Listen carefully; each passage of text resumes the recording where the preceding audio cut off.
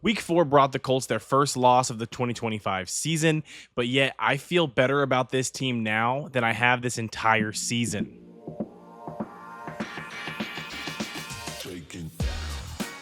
The Colts fell to the Los Angeles Rams in week 4, 27-20 in a game that'll be the Colts' first loss of the year, bringing their record to 3-1. What should feel like the lowest point of the season for the Colts has me feeling very optimistic about this team, and there's multiple reasons why. The first reason, the Colts lose this game, but they were without 3 starters in this one. The first being starting right guard Matt Goncalves, who had to miss this game, and we saw Dalton Tucker fill in for the starting guard. Tucker played decently, but you could definitely tell the drop-off was present. Another starter in this one that had to miss was starting slot corner Kenny Moore. Filling in for him was veteran Mike Hilton, who the Colts signed off the streets to their practice squad this last week.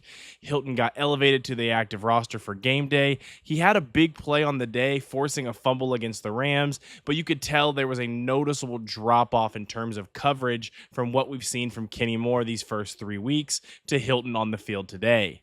And the last starter who had to miss this game was starting receiver Alec Pierce. Pierce has been one of the best deep threat receivers in the NFL over the last year and a half. Filling in for him was Adonai Mitchell. Mitchell had arguably the biggest play of his NFL career happen where he made an acrobatic catch and then a spin on the field to lose 2 defenders, trotting his way to a huge touchdown late in this game.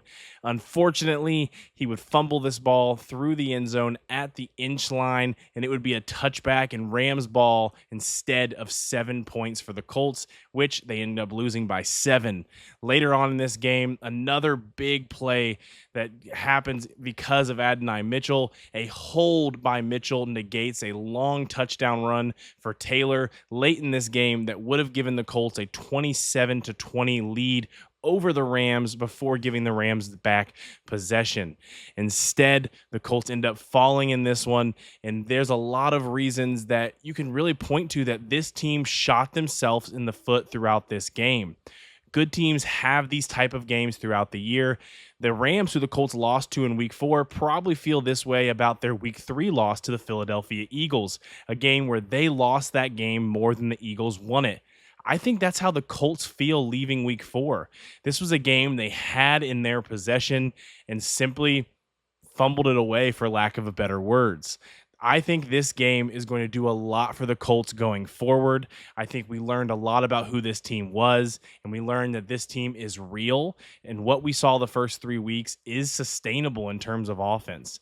Even seeing Daniel Jones have a rough outing out there with 2 interceptions, both being underthrown deep balls, we still saw Jones operate this offense at a high level, hitting the open player across the middle of the field, especially in the short and intermediate routes. I think Daniel Jones has shown that he can be an effective quarterback in Indianapolis, and he's going to have to get better in terms of the deep ball, but I think we learned a lot about Jones as a quarterback this week against one of the best defensive lines in football. The Colts now sit at 3-1, but I feel more optimistic today than I have this entire season that this Colts team can be a real threat to make the playoffs, a real threat to win the AFC South, and give us one of the best Colts teams we've had in recent memory.